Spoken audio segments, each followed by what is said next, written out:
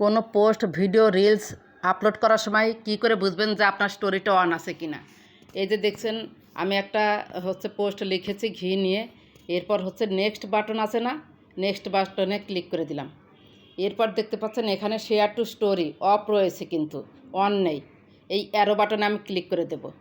এরপর দেখতে পাচ্ছেন enable share two story, enable share two story এটা আমি অন করে দিব। এরপর নিচে উঠলো set sharing frequency, share always.